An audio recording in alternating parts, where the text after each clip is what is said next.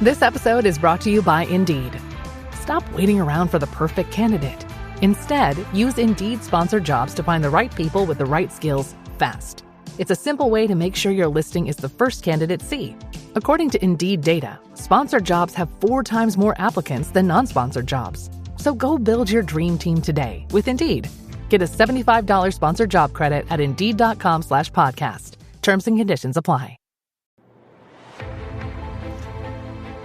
From the Netherlands and Camarillo, California, it is time for your favorite podcast in the world, Marketing Geeks. That's right, ladies and gentlemen.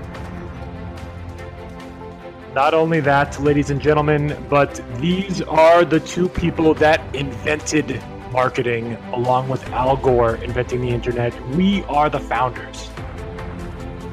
That's right. Before us, there was no such thing as marketing. There were just people walking around trying to figure out how to sell things.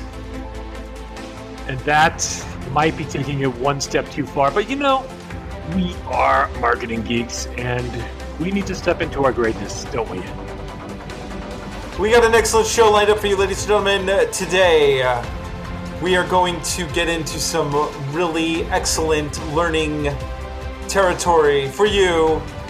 And now, without any further ado, it is time for the best podcast ever. That's right. It is time for the Marketing Geeks Radio Hour, starting now. Business owners, game day isn't just another shift. It's your biggest opportunity. What you show on your screens decides where fans stay. EverPass brings premium live sports together in one streaming platform built for businesses, so you can deliver the games your customers want without the hassle. Reliable, easy to manage, and designed for your venue. Make your place the one fans choose. Visit everpass.com to learn more. Hello, everybody. Welcome. Welcome to the Marketing Geeks. Justin, how are you over there? How's the weather in good old sunny California? I'm doing fantastic. The weather is nice. We had a little bit of rain last week, but you know what? It's all clear right now. I'm ready to go. That intro got me psyched up. This podcast sounds awesome. I can't wait to hear it. Oh my gosh. Yeah, me too. Me too. First of all, I want to give a big shout out to our 7 listeners who showed up to our really fantastic video marketing course the other day. And a splendid time was guaranteed for all. If you missed it, well, you missed it. But guess what? We're going to do another one in the next couple of weeks. So stay tuned. We're gonna try to do one a month. The goal is to do one a month. So the goal is to do one webinar a month where we'll be covering different marketing topics. And I think some of the ones that will be upcoming, these are not in any particular order, but we will be doing one on podcasting. We will be doing one on webinars. So these are coming. So we need listener feedback. So if you have something you want to hear, reach out to us, connect with us on LinkedIn, send us your fan mail. Just none of that anthrax, none of that stuff. No, I've had enough anthrax to last me a lifetime. So So tell me something, sir. What are we covering today? Because you chose the topic, but it's a dang good one. Yeah. So today, what we're going to do is we previously did an episode where we kind of glossed over the 6 principles of influence that largely come from Robert Cialdini's work in the book Influence. But these are also universal principles that are not just attributed to him, but he kind of made them famous in that book. But we're going to take one of those topics today, and that topic is that of authority. And we're going to go on a deep dive into the topic of authority, how you can build credibility for yourself before you go out there and before you start promoting. Because the reality is that if people don't think that you're credible, your message doesn't land, right?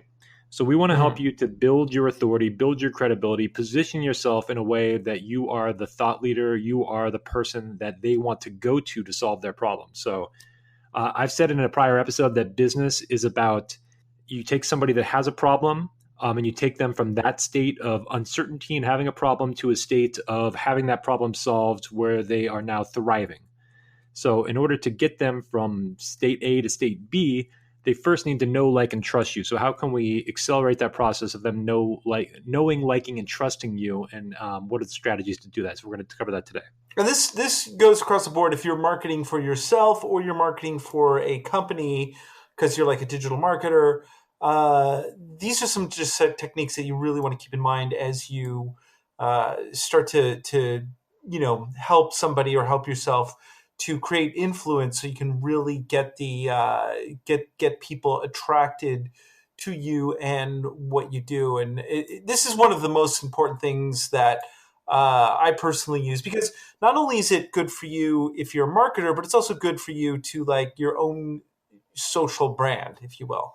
So whatever you do personally for whether or not you're a public speaker or you're an author or whether or not you just want to get some speaking gigs, this technique is the thing that you really want to pay attention to. So without any further ado, let's get into that. But first, before we do that, marketing news, right? Yeah. Let's do a couple marketing stories first, and I'll let you take the lead here because you have the news. I just have the commentary. Oh man, I thought hey, you.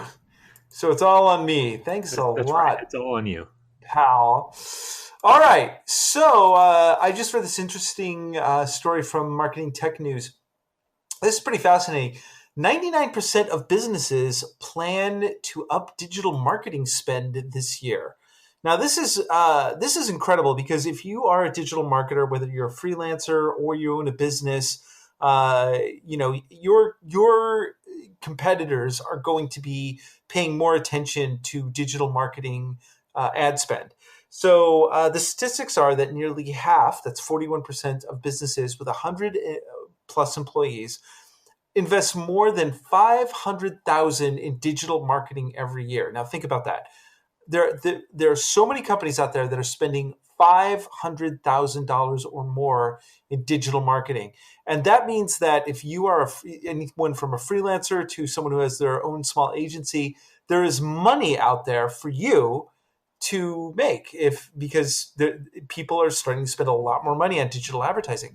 So this is a great story. It's going to lead into our main topic today, because if you want to land some of this massive market share that's going to be opening up next year, it's going to take authority and branding and expertise, or the perception of expertise, to land these bigger sized companies.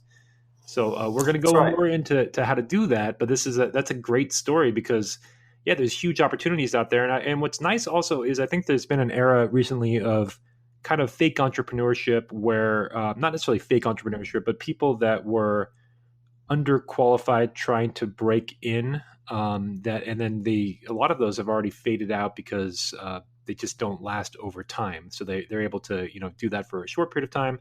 Andros and myself have been doing this for years on end now. We have survived and weathered the storm, and so we're largely in a nice spot, positioned for some success here coming up too, Andros, huh? Yeah, absolutely. In fact, some of the techniques that Justin is going to go over today are the techniques that we use to land some of our biggest clients. So we'll tell you all about that in just a little bit. But so basically, there's a US-based survey of 501 marketers by the small business publisher The Manifest.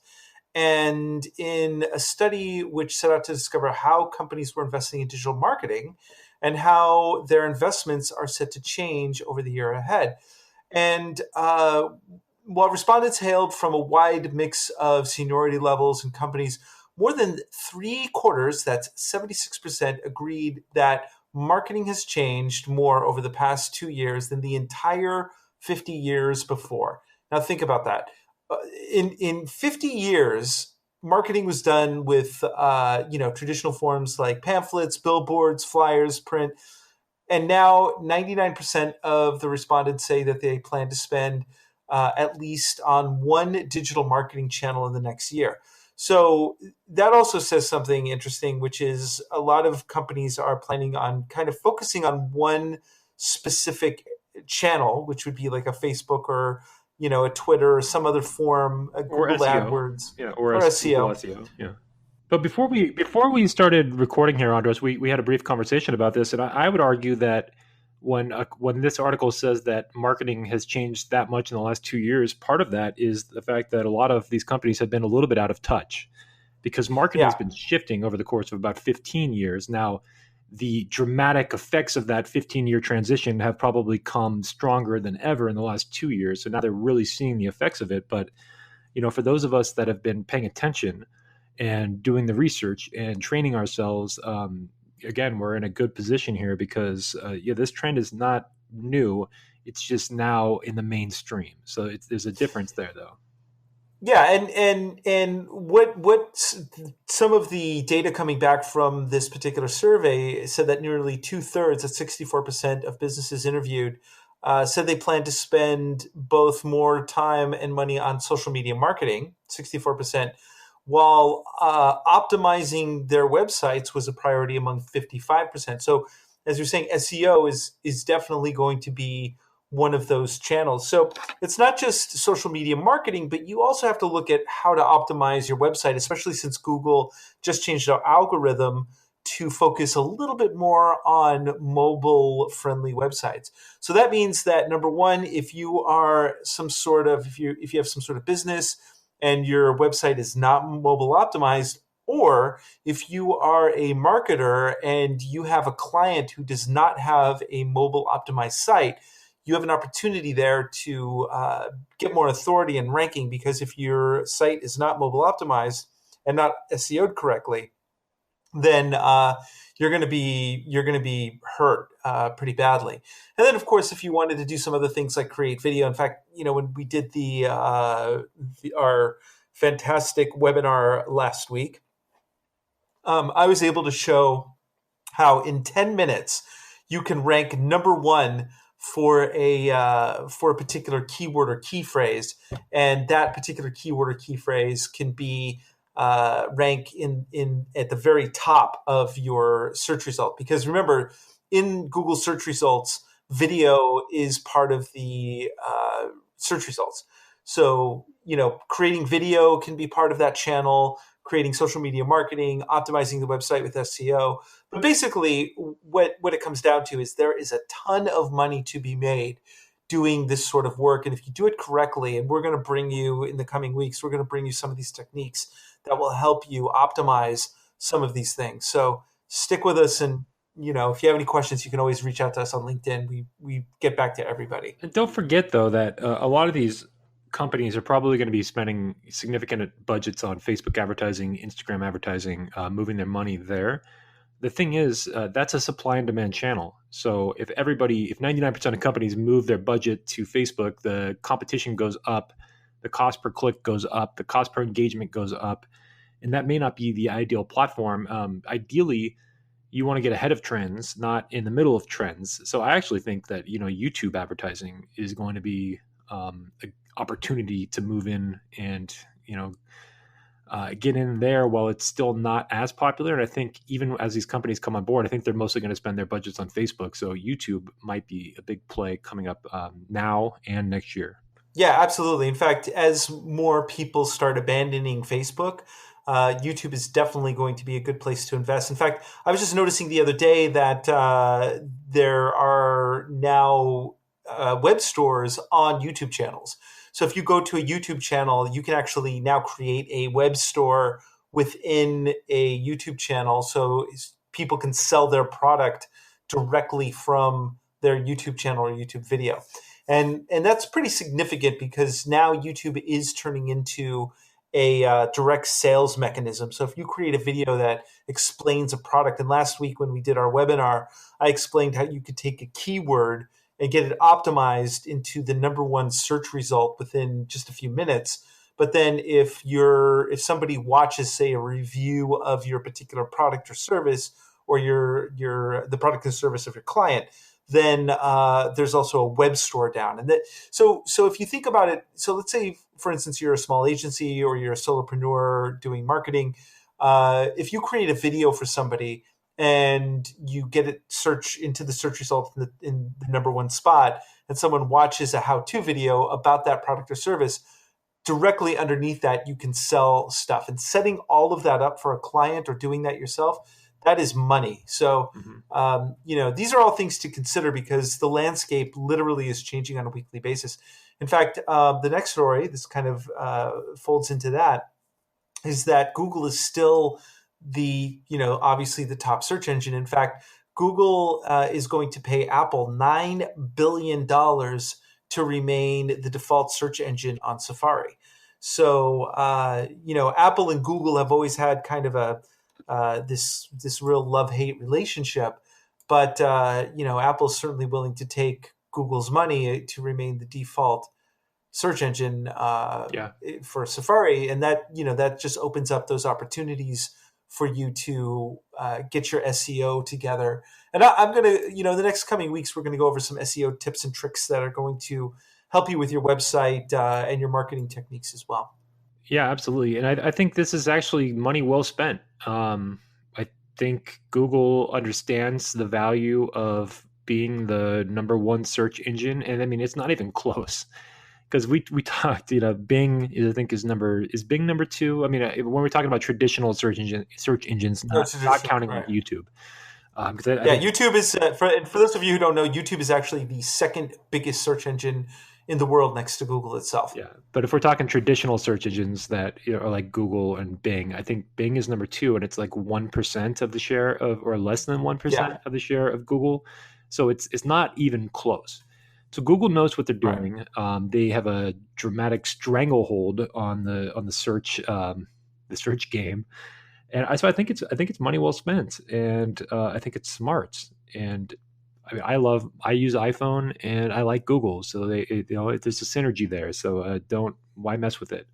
So I think it's smart. It's expensive to think about it in numbers. It's expensive, but I do think how many years was that for? Did it say?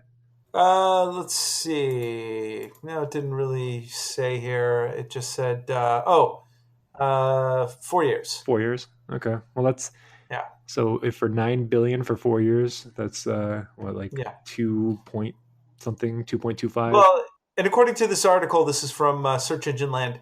The Safari is the second largest browser, so on a global basis. Interesting. So they do have a pretty big market share. So something to think about, and all things that you need to consider when you're doing your marketing. So moving right along, let's talk about the main topic for this evening. I want to get into that because you're this is something that you and I have had long conversations for, and for years. We've both for years, and we've leveraged some of these techniques in a way to help us not only get clients, but to help us with our own specific types of brands. And why don't you tell us a little bit about where you're going? Well, let's talk about it. So first of all, let's talk about authority. When I use the word authority, I'm talking about essentially building credibility and building it quickly. So traditionally in the past, people believed that you had to have a college education to build authority, and then you'd get the ideal job, and that was the way to build authority. You get your bachelor's degree, you get your master's degree, you get your PhD, or you get your MD, whatever that is, or your law degree, and that's how you build authority. But this day and age, we're in a different time. I believe that our credentialing society is changing a bit. And people are still looking for authority figures, but they look for it in different spots. And there's ways that you can quickly build the same authority that comes with something like a credential, but done much quicker and much easier. And those are, I'll get into those in just a second here, but it's creating even the idea of perceived authority is very, very powerful, because if you can build perceived authority, people are more likely to trust you. And then they're more likely to get into a sales conversation with you. And once you have a sales conversation and there's some trust established and they believe that you're an authority, that's when you have the potential to actually sell your services and do it effectively. Mm-hmm. If those elements are not in place and they don't know who you are, they don't necessarily have a trust built in, then you're in a much, much harder position to sell your services to somebody. And I'll use the example of Fiverr. Now, Fiverr is a freelancing platform where it's very, very saturated, and it's tough for somebody to come in there and build a business on Fiverr in a quick way. Now, Fiverr recently launched a pro division. So they launched something called Fiverr Pro, and what that means is that anyone with the pro designation was validated by Fiverr, and they got a little like a certification, like a badge next to their name. And I was one of the first people that was contacted by Fiverr and recruited by them. And they found me because I'm an Infusionsoft certified partner. So they contacted me and we had a conversation. I talked about my skills as a copywriter, my skills as an email marketer, and I took a couple tests, and they validated me, and they put a stamp by my name. And because of that, I've had people come to me and I've gotten a lot of extra authority. Now, what's the difference between me and somebody else that has the exact same experience, exact same skill set? Nothing really, except that I went and got that badge and I got somebody else to speak up for me and validate me. So this idea of third-party validation is big as well. So again, it's like whether it's a school that's validating you, whether it's a certification board, whether it's Fiverr, having somebody else tell your audience that you are qualified is huge. And I've built, a decent-sized business. And I actually, when I got on there, I didn't expect to do much on Fiverr, and now I'm doing thousands of dollars a month, and it's a nice little side income. It's not how I make my money, but it's definitely been a surprising side income that I wasn't expecting. Yeah, and that's simply because you have the authority of Fiverr saying this is vouching for you, saying this is the guy. And yeah, authority can come in different ways. I mean, like for me, I did a TED Talk a number of years ago, and just a year and a half ago, and that was good because now whenever you Google my name, my TED Talk is like the first thing that comes up. So I can say with great pride to anybody, yeah, just go ahead and Google me, and you'll find out more about me. And to have a TED Talk show up, that's kind of prestigious, right? That's hugely prestigious. Right. And so, that to me is a type of authority that I can show, like, hey, yes, I'm a public speaker, and this is what I've done. And, if you want to see me speak, then go ahead, and that's my audition reel a lot of times. To your point, Andros, though, I just wanted to add one thing. Sometimes when you're in like the marketing space and you hang around and you see, you see a lot of TEDx's and TEDx speakers and things like that. Like personally, it feels like it's not that big of a deal, maybe. But to the average person out there that doesn't hang around in our circles, like being a TEDx speaker is like you're like a rock star. So exactly. there's huge prestige that comes there, and the same thing goes if you're like on the news. If you go and do a news show, you're a rock star to the average person. To the people that know PR and who know marketing, you're like, oh, I know how you did that. So it's maybe not as big of a deal, but to the average person, it's a big deal. And so playing up these mechanisms for building quick authority, those are valuable to you and your brand. Yeah, and I mean, like it's kind of interesting because especially in the day and age of 24-hour news cycles, having some sort of quote expert is is part of the whole news cycle. And so the way that you can become an expert, one of the best ways, is to write a book. And the thing is that people think, oh God, that's a big deal. But actually, writing a book isn't that hard to do.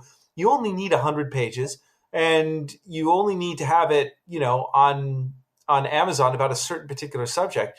And it's kind of funny that, you see a lot of these people on these, these talking head news shows.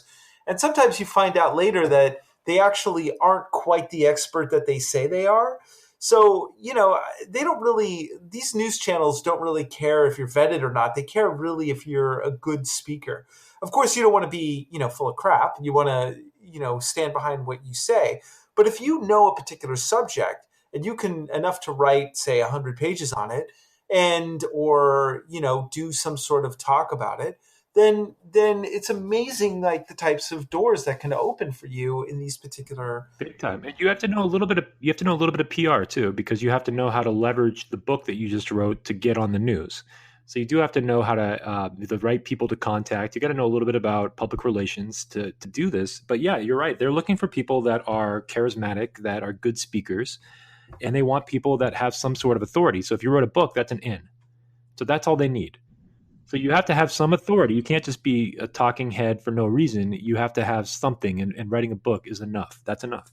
Right. So if you have a conversation with somebody about, whatever your particular subject is, somebody's going to want to see like, okay, what can you do? Let's, what's your resume? So like for me, for instance, whenever I do public speaking, I just say, oh, well, here's my TEDx talk. And that is usually just enough. So for you, it may be something else. And as far as getting a TEDx talk, that's pretty easy too.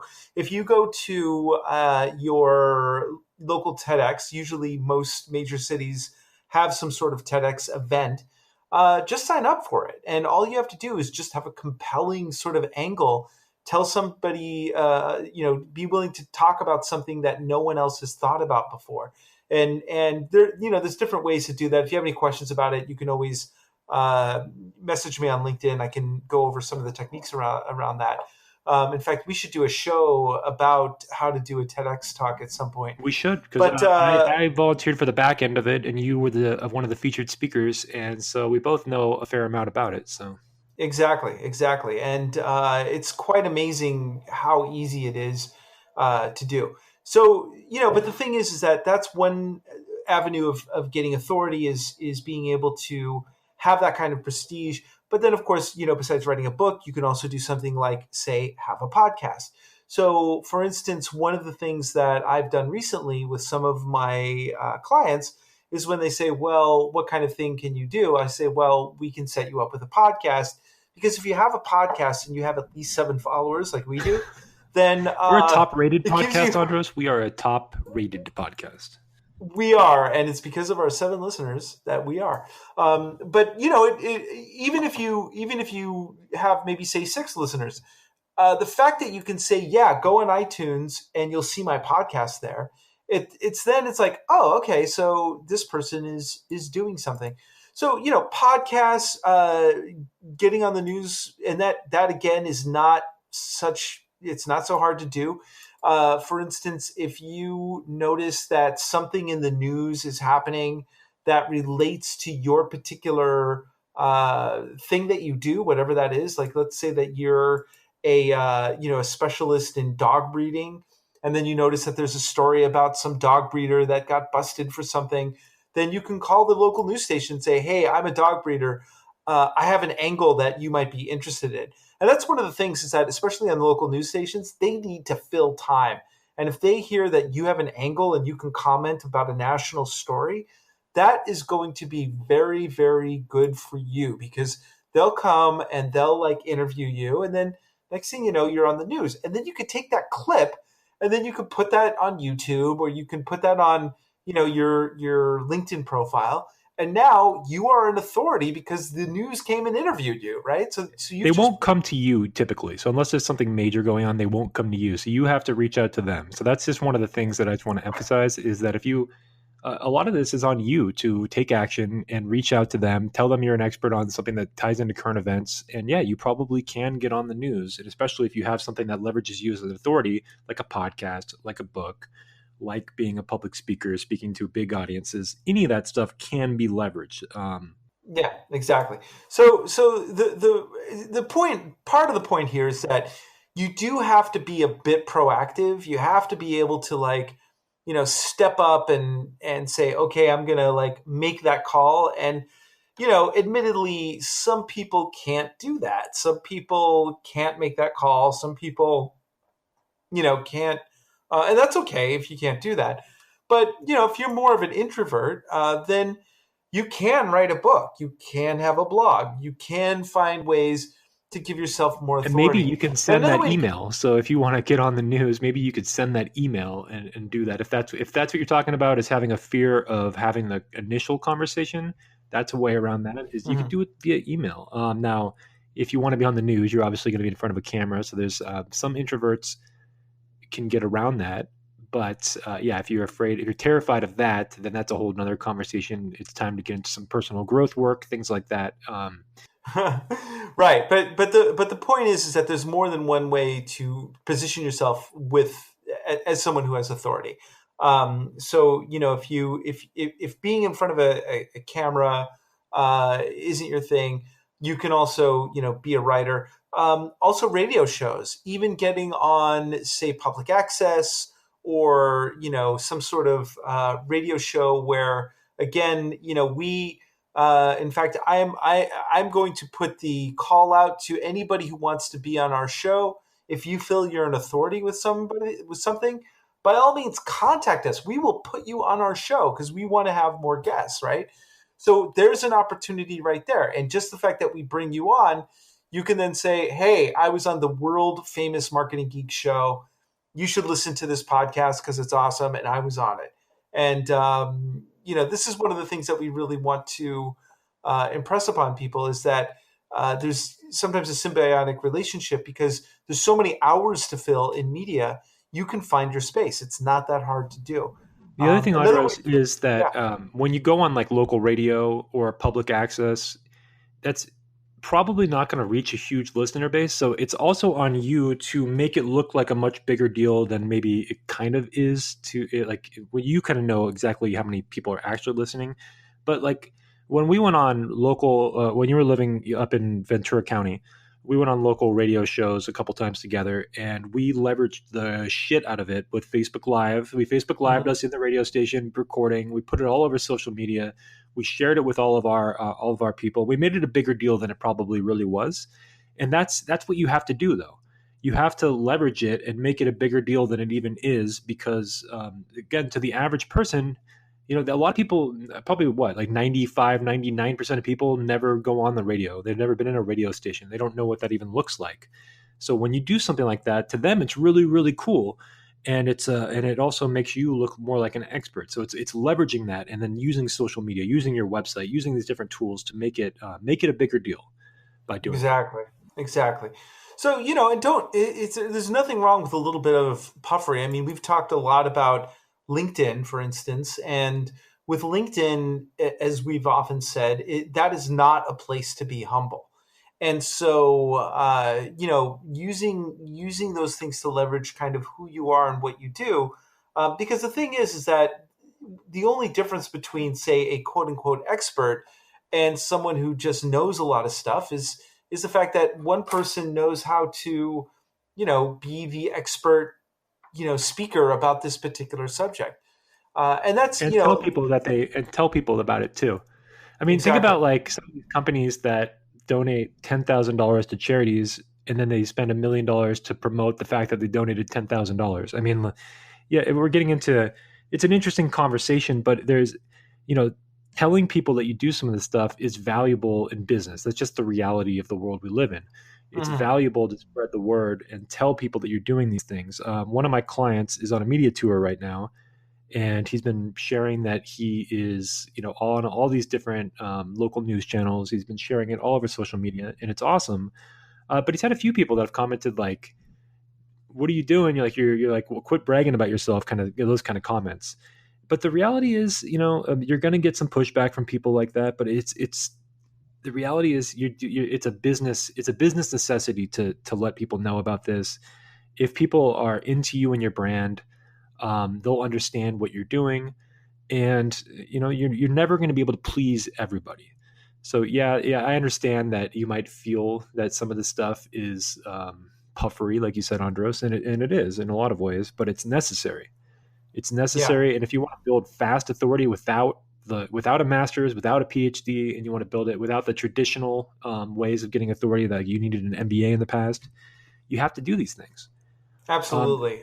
One last point I want to make real quick is that if like going to seminars is interesting. So if any of you are like me, I go to a lot of business marketing seminars, quite often coaching seminars, public personal growth seminars. There's a huge thing that happens when you go to a seminar as a guest. You're just another face in the crowd. But if you get the opportunity to be a speaker or you get on stage at any point, that whole seminar room is transformed and people come to you and they see you in a whole different light. You're put on this pedestal, and it's amazing the prestige that happens just from being featured as a speaker on a stage. So there's all these. This is just the way the humans are wired. It's the psychology behind it. But when you're a featured speaker somewhere, people see you differently. They want to contact you. Like if I go to a networking group and I'm the speaker, people are more likely to ask me for my business card, or they're gonna, or they'll just ask for my phone number, and we're more likely to actually have a conversation than if I go to a networking group and we're just handing out business cards and most people never connect after that. Yeah. So there's a lot of power in being seen as the authority, and speaking is another way of doing that. Yeah, absolutely. In fact, one of the things that I was doing before I left the U.S. was I was teaching a lot of classes for an organization called SCORE, which is a really great organization. If you are a aspiring business person and you need some help with mentoring, I would definitely go to your local SCORE chapter. SCORE stands for the Society of Retired. What is it? Service Corps of Retired Executives, I believe. Service Corps. That's right. So because it originally was started as a way of retired executives to give back to the community, and now they take on experts. So they take on other people that are willing to volunteer and give back their time.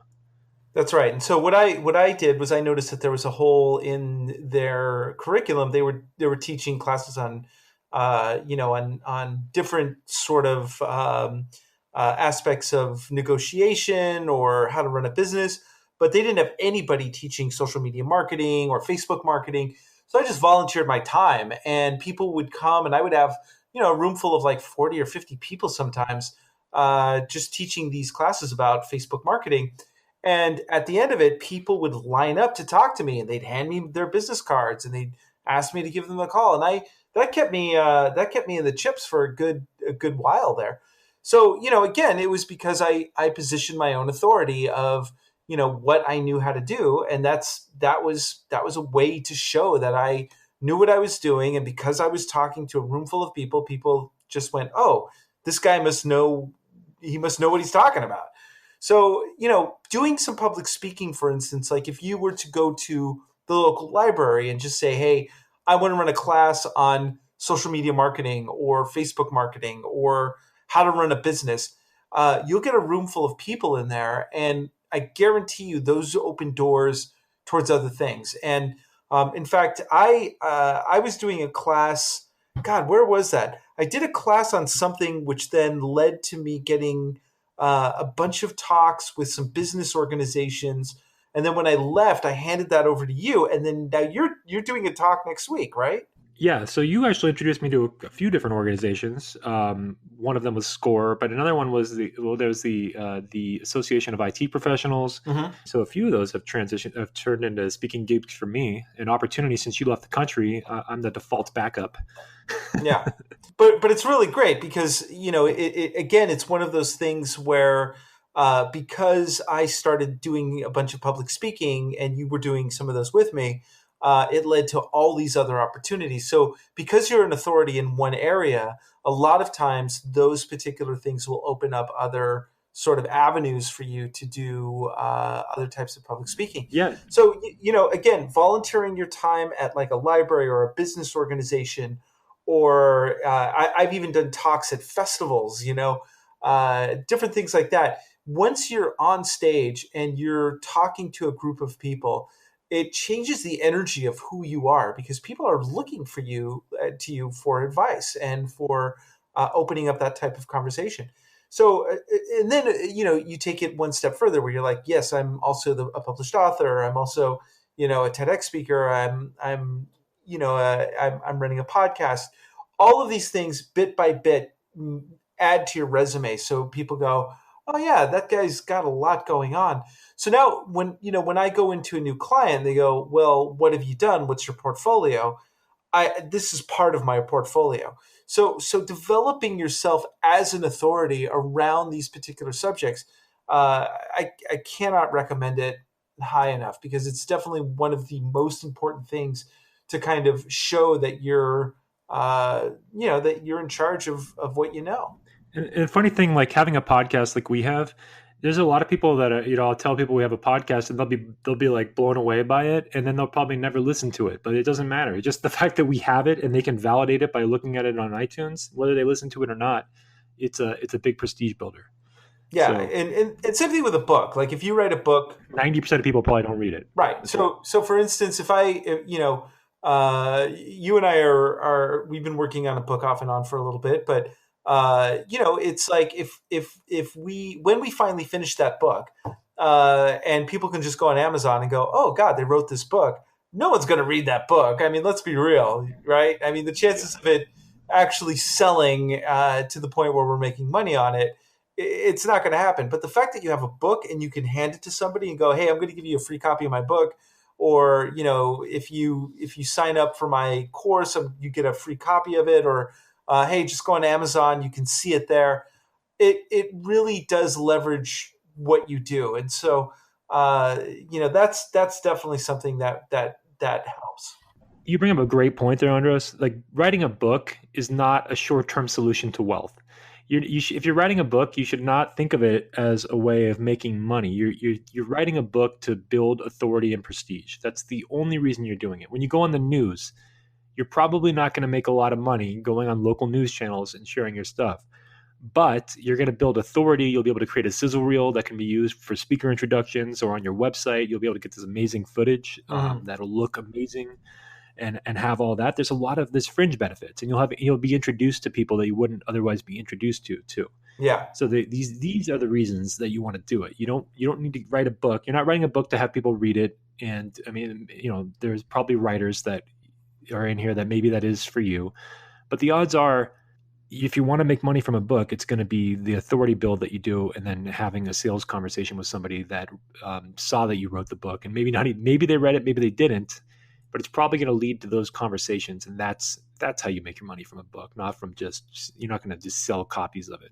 Yeah, and so that's part of the whole thing, with what you're doing, whether or not you're, writing a blog for a big website, or you're, that's the other thing is, especially if you're doing blogging or you're writing for some sort of organization, it helps with your SEO too. Like if you search my name, then, a bunch of the stuff that I've written for, a bunch of the things that I've done in the past, my name shows up in other areas as well.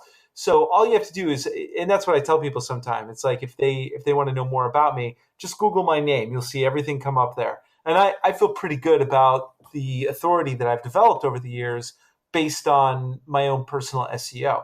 So whether or not you're promoting yourself or you're promoting a company, these are all things that you have to consider in developing the authority around those things. Absolutely. So I think that's a pretty good conversation that we had there. Yeah, absolutely. I think we got to wrap up our main topic of the day. Yeah, and if you have any thoughts about other ways to find authority or how you've done it, we'd love to hear from you and see what you have to say about the matter. But anyway, let's. I got to say that there is one thing that I believe that I am an authority of, and you know what that is? I had a feeling. Oh yeah, it's time once again for the Sex Robot Report. That's right, ladies and gentlemen. With the world's #1 podcast authority on sex robots, Andros Sturgeon. Oh yeah. I'm writing a book about it. You should. All right. Andros, we should just transcribe all these conversations and then create that into a book. That'll be your book. I think so. And then, but you know what? Do I really want to be the world's authority on sex robots? Yeah, I think you do. I don't know that I do, but I think you do. Yeah. If somebody Googles my name, is that what I want to have pop up? I don't know. I mean, it can go both ways. This is from Eyewitness News 13 in Houston. And Houston Council set to vote on sex robot brothel ban. Houston, Texas, try before you buy. That's the option a business owner of human-like robots wants to offer people in Houston, whether male or female. Okay. It's a topic that the whole city is talking about. Could a sex robot brothel open up there? This is not a business I endorse, says Houston Mayor Sylvester Turner. Turner has made it clear that he doesn't want a sex robot brothel in his city, and his legal team canvass all ordinances to stop it. Presently now, we have an ordinance dealing with arcades. It places restrictions on where these businesses can be and what you can do inside of these businesses, Turner said. On Wednesday, the city council will vote for the new verbiage under the, quote, adult arcade and adult mini theaters ordinance, where it will include, in part, arcade device shall also mean anthropomorphic, that's a good word, anthropomorphic devices or objects that are utilized for entertainment with one or more persons. One or more persons. So wait a minute. Does that mean that you can go into your sex robot brothel with more than one person? I guess that's Maybe. that would be that. I don't know. Do you have to pay extra for that? That's what I want to know. Is that like, No, I hate to be like the guy that did the research here, but it looks like they actually already voted on this and they voted no. So I'm seeing an update on your story here that says that they actually voted to not allow this. So it's actually already been voted on, and it was a no-go. It was a no-go. So the prudes win. The prudes win. What can I say? Yeah, and I'm just trying to figure out, is this was that because this was somebody who really cared about human trafficking, as they say in the story, or is this somebody who just really hates the taste of plastic?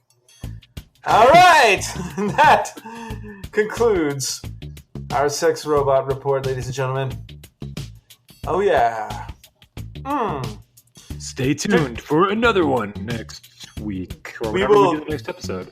We will keep you updated on this story as it breaking news or becomes available. All right, and finally, to close out the show, we want to go over a couple of geek news stories. And what do you got for us, man, geek-wise? What's happening? I guess number one would be the movie Venom. Venom, the Spider-Man villain, his movie was released this past weekend, and it actually exceeded box office projections. So I had read they were projecting around $65 million for it. It did $80 million, which is kind of, I mean, it's good for the superhero genre, I guess, but it's kind of disappointing because Sony has now taken the Venom character and separated it from Spider-Man universe, and now you have like two different universes going on. It's a mess. It's kind of a cluster. I don't think it's good in the long term. And I haven't seen the movie yet, so I don't know. The reviews are pretty bad on it too. I have not seen it. I can't give you my feedback on it yet. What do you think, Andros? I mean, do you even want to see this movie? Well, I don't, but it did have a production budget of $100 million, and according to estimates, it's made 205 worldwide. That is considered a hit, and they did tease a sequel, so it looks like we will have another Venom movie at some point. But who knows, man? I mean, they were doing it. They rebooted the Spider-Man franchise, and after 2 sequels, they finally turned it over to the Marvel Universe. So it could happen. I don't know. There's something about it that just it smells kind of stinky. Just walking into it. Not that looking forward to it. But the bigger question is, are we facing a superhero sort of glut? I mean, at the same time, the new preview for the new X-Men movie came out, and that thing I am not excited about either. And I saw it. I saw the preview, and I was not impressed. And yeah. I think that this is my opinion, and this is probably not a popular opinion in studios, but I think they should have. I think they invested about $100 million in it already. I think they should have just eaten it. Maybe done a direct release on Netflix or a direct release on the new Disney streaming service or something like that. I think they should have eaten the budget of the movie and moved them over to the Marvel Cinematic Universe sooner than later, because I actually think this movie probably will do more damage than it will do good. And why? I don't know. I don't like it. I don't think it looks like a terrible movie. I really hated the X-Men Apocalypse movie. I thought it was crap. Okay, but let me ask you this. See, let's just say you're the average viewer, and so am I. This movie, I mean, I saw the preview, and to tell you the truth, I saw it like a week ago. I don't remember a thing about it. I don't even remember, I can't even tell you what this movie's about. I don't even remember. I forgot all about it till you brought it up. I mean, I forgot that I even read that story last week till you brought it up here on the show. Yeah, but so let me ask you this, okay? Just check your energy level here. let's say all of a sudden X-Men has now entered the cinematic universe and they do an X-Men versus Avengers movie, or the X-Men are brought into like the actual cinematic universe of Marvel. Would you be excited then? I'd be much more excited for that than I would for this piece of crap that they're advertising right now. Yes. Okay, so there you go. So we just, I mean, it's kind of like a bad relationship. We just got to like endure it. And I don't know if you realize this, but there is actually another mutant movie that has been in its. I don't know if they're shelving it. I don't know. Yeah, and that's the New Mutant movie, which actually had an interesting twist on it, where it's kind of like a horror mutant film. yeah, But I don't even know. I've heard it's like they can't. It was supposed to come out this year, I think, and they postponed it for reshoots at least once, maybe twice. But to me, it's like, yeah, why spend all this money on reshoots when you're moving all the movies anyway? And now it'd be one thing if you want to release it on streaming, and I understand that you don't want to just take a loss like that. That's a huge loss, and most companies Right. they won't do that. It's just not realistic. But it's also brand damaging, though. So I mean, Well, not to them, because they're turning the whole franchise over to Disney after this. So but they they're kind of already it's have. their last hurrah. They have plausible deniability because they could be like, oh, that was Exactly. Fox. That was Fox's last hurrah doing their thing. Now Disney's taking over. So yeah, so I guess it works. And they'll make And now we got to make more money this week. So yeah, absolutely. And there's going to be a whole glut of like, there's going to be a Loki TV show, and there's going to be a Scarlet Witch TV show. yeah, I read that they're doing. There's a new thing about the new Star Wars TV show. Jon Favreau is doing a show for the Disney streaming network called The Mandalorian, about which I guess is like Boba Fett's race. Did you say Bubba Fett? Yeah, You didn't say Bubba Fett, I did did, you? or Boba, whatever. Boba Fett. Boba Fett? I don't care. You know what? If you were standing in front of me right now, I would rip that geek badge right off your chest, buddy. Boba. You are a disgrace. It's all the same. Bubba Fett? It's all the same. I am taking you have shamed the family just now. You shamed the family. Oh my god, I can't believe it. How dare you, sir? Actually, there is one TV show that I am really excited about. Actually, two. I think that they're doing a Watchmen TV show on HBO. I think that's going to be. That sounds good. Interesting. I think it's the guy that wrote. I think it's Damon Lindelof or whatever. The guy that did Lost. So he's kind of like all over the place sometimes, but it could be good though. And then the other show that I think there's a DC streaming service that's coming up. It's terrible. I think it's a terrible idea. It is a terrible idea. However, they are doing a Doom Patrol TV show, a live action Doom Patrol show. And for those of you, I don't know Doom Patrol. I don't even know. You should Doom Patrol. 2 reasons you can yank my geek badge away this week. Yeah. Well, you kind of get a pass on this one. Doom Patrol was a comic book series that was around during the 80s, and it was kind of it was kind of riffing on X-Men a little bit. And some of them, it was almost like a satire of X-Men, but it was also very funny and very tongue in cheek. But it was also really well done. So I think that was Grant Morrison who did it. But they're doing a live action Doom Patrol series. So we'll see how that works. So interesting. Anyway, a lot of interesting. I guess the last one we'll cover more comic book. Gotham, the TV show Gotham. You ever watch that show? I can honestly say I haven't. I have. I watched the first 2 seasons in their entireties, which was a lot because they were like longer seasons, and they're okay. There's some pluses, some terribleness to it. It's like a combination of like super violence and then like 1960s Batman campiness. It's like a combo. It's weird. Mm-hmm. So it's like if you watch like the 60s Batman, except that people were like killing each other and shooting, like, and there's like super and like there's blood everywhere. So it's kind of a weird combo. That's how I describe it. But so apparently in season 5, which I didn't see 3 or 4, they're bringing in the character of Bane, and they're bringing in some guy that's like in his 40s, and then the guy playing Batman is like 18. So it's kind of an interesting thing right there.